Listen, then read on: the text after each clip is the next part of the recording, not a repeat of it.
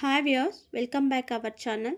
ఈరోజు వీడియోలో ఋతుక్రమంలో చేయకూడని పనులు ఏమిటి, ఋతుక్రమంలో 4-5 రోజులలో పాటించవలసిన నియమాలు ఏమిటి, 4వ రోజు ఎటువంటి నియమాలు పాటించాలి, 5వ రోజు అభ్యంగన స్నానం ఎలా చేయాలి, 4-5 రోజుల తర్వాత ఎటువంటి ఆహారాన్ని తీసుకోవాలి అనే విషయాలు తెలుసుకుందాం. ముందుగా ఋతుక్రమంలో 4-5 రోజులలో పాటించవలసిన నియమాలు ఏంటి? ఋతుక్రమంలో 4-5 రోజులలో పాటించవలసిన నియమాలు వెనుక శాస్త్రబద్ధమైనటువంటి, ఆధ్యాత్మికమైనటువంటి, సైంటిఫిక్ పరంగా అనేక కారణాలు ఉన్నాయి.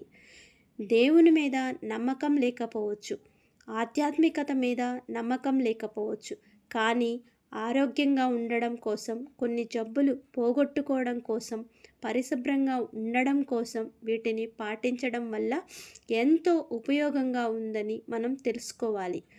అదేంటి అంటే, ఋతుక్రమం జరిగిన 4వ రోజు వీరికి శరీరంలో ఉన్నటువంటి మలినాలన్నీ వెళ్ళిపోయి ఉంటాయి.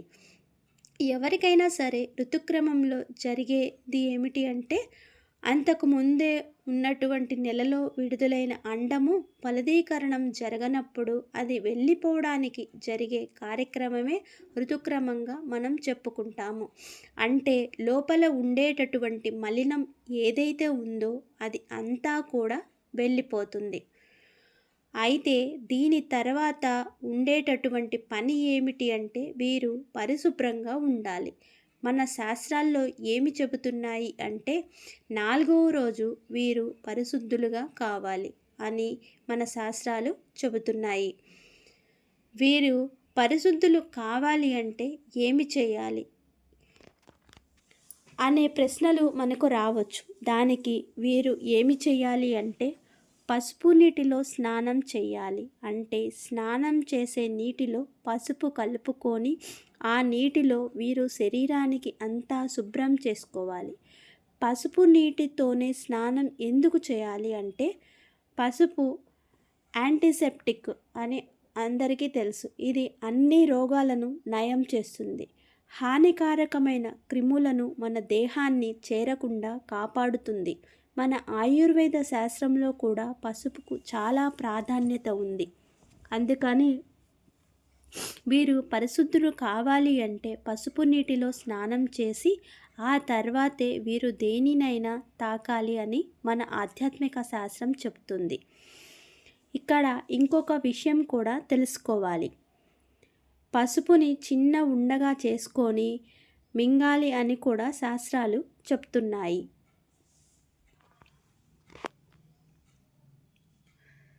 ఇలా చేయడం వల్ల శరీరంలో కూడా ఎలాంటి ఇన్ఫెక్షన్లు లేకుండా, ఎలాంటి బ్యాక్టీరియా లేకుండా వీళ్ళను ఆరోగ్యంగా ఉండేటట్లు కాపాడుతుందని మన పెద్దలు చెప్తారు. 4వ రోజు స్నానం చేసిన తర్వాత ఎవరిని చూడకుండా, ముఖ్యంగా చిన్నపిల్లలను కూడా చూడకుండా సూర్య భగవానుడికి దండం పెట్టుకోవాలి. సూర్య భగవానుడికి నమస్కరించుకునేటప్పుడు, ఓ సూర్య భగవానుడా, పసిపిల్లలను, పాల కుండలను, పచ్చని చెట్లను తాకిన దోషాన్ని తొలగించమని ప్రార్థించుకోవాలి. 4వ రోజు దేవుని ప్రార్థనలు చేయకూడదు, మంత్రాలు చదవకూడదు, గుళ్ళల్లోకి వెళ్ళకూడదు. అలా వెళ్ళే వారిని కూడా తాకకుండా దూరంగా ఉండాలి అనే నియమాలు పాటిస్తారు. ఈ పద్ధతి ఏ వర్గం వారైనా సరే తప్పకుండా పాటిస్తూ ఉంటారు. 4వ రోజు మాత్రం సూర్యోదయం అయిన తర్వాత మాత్రమే స్నానం చేయాలి.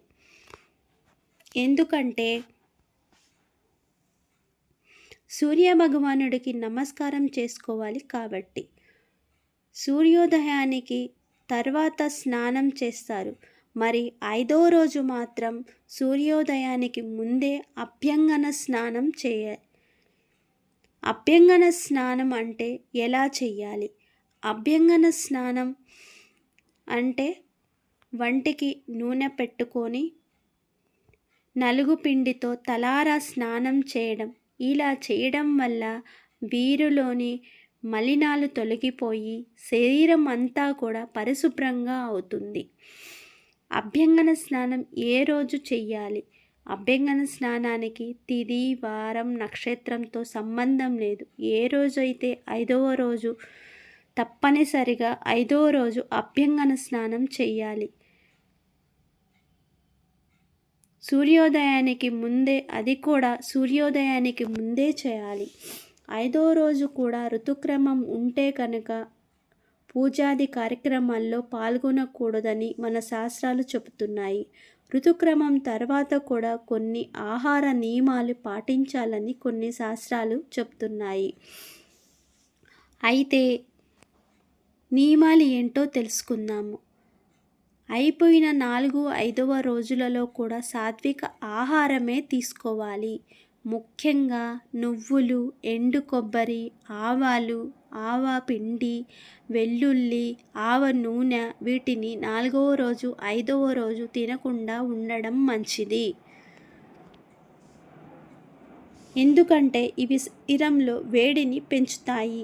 కాబట్టి ఈ వేడి ఋతుక్రమాన్ని పొడిగించే అవకాశం ఉంది. కాబట్టి మన శాస్త్రాలు వీటిని తినకూడదని చెప్తున్నాయి. ఇలాంటి నియమాలు పాటించడం వల్ల దోష పరిహారం అవ్వడం కాకుండా ఆరోగ్యంగా ఉండడం అనే నియమాలు కనపడుతున్నాయి. ఋతుక్రమంలో చేయకూడని పనులు ఏమిటి? ఇక్కడ మన పెద్దవాళ్ళు 2 విషయాలు చెబుతున్నారు. ఒకటి ఆరోగ్యానికి సంబంధించిన విషయము, రెండవది ఆధ్యాత్మికతకు సంబంధించిన విషయము. ఆధ్యాత్మికంగా చెప్పాలి అంటే స్త్రీలు ఆ సమయంలో పురుషులకి వంట చేసి పెట్టకూడదు. ఎందుకంటే పురుషులు పూజాది కార్యక్రమాలు నిర్వహిస్తారు. వీరు చేసిన ప్రసాదాలు కానీ, వంట పదార్థాలు కానీ దేవునికి నివేదించకూడదు. కాబట్టి శాస్త్రాలు మరొక విషయాన్ని కూడా చెప్తున్నాయి. ఆ సమయంలో అగ్నిహోత్రుని కూడా తాకకూడదు. మరి వంట చేయడం అంటే అగ్నిని తాకినట్లే అవుతుంది కదా. అందుకని వంట చెయ్యకూడదని శాస్త్రాలు చెప్తున్నాయి. ఆరోగ్యపరంగా చెప్పాలి అంటే గనక స్త్రీలకు ఆ సమయంలో మానసికంగా, శారీరకంగా విశ్రాంతి అనేది అవసరం. కాబట్టి అటువంటి పనులు ఏమీ చెయ్యకూడదు అని మన పెద్దలు చెప్తున్నారు. అందరికీ ఉపయోగపడే సమాచారాన్ని అందించాననుకుంటున్నాను. ఈ వీడియో కనుక నచ్చినట్లయితే మీ బంధుమిత్రులందరికీ షేర్ చేయండి. వీడియోని లైక్ చేయండి.